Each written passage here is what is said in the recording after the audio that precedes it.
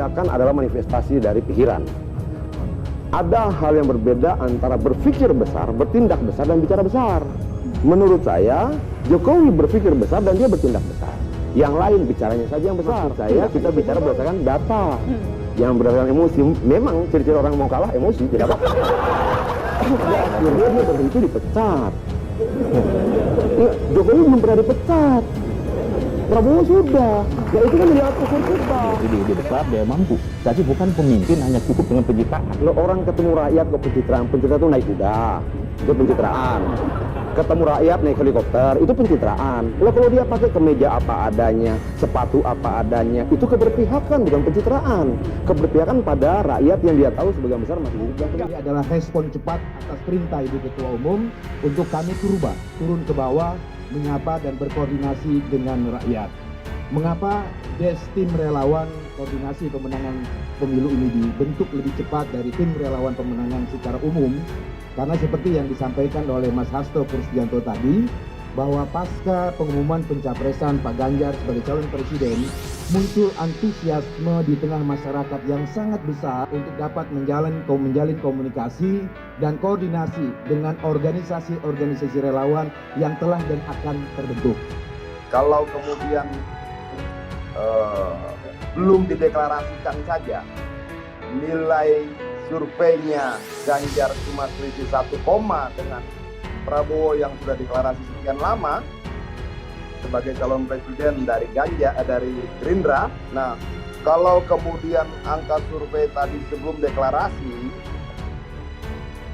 sementara Prabowo sudah deklarasi sekian lama sebagai calon presiden dari Gerindra, ya tentu sebuah perbandingan yang tidak apple to apple ya.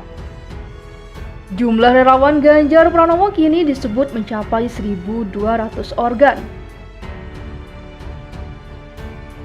Wakil Koordinator Relawan Ganjar Pranowo, Adiana Pitupulu menyebutkan bahwa hingga saat ini, relawan Ganjar Pranowo sudah mencapai kisaran 1.200 organ yang tersebar di seluruh Indonesia. Relawan Ganjar siap semua untuk 2024. Data kasar yang kita miliki ada sekitar 1.200 relawan Ganjar tersebar di seluruh Indonesia. Tapi ini akan kita verifikasi terus, ungkap Adian pada rekan wartawan di Geraha Pena 98, Menteng, Jakarta Pusat pada Kamis 4 Mei 2023.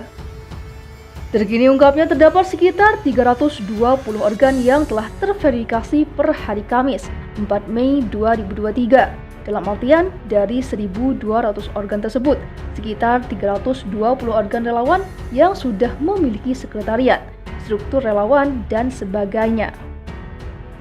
Dia mengatakan pihaknya akan melakukan konsolidasi ke Jawa Tengah, lalu dilanjutkan ke daerah lain seperti Jawa Barat, Banten, Sulawesi, dan daerah lainnya.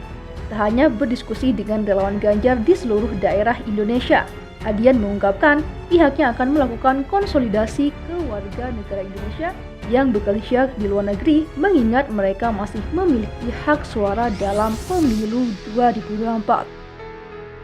Kita akan datang ke semua bagian yang sah merupakan bagian dari negara Indonesia.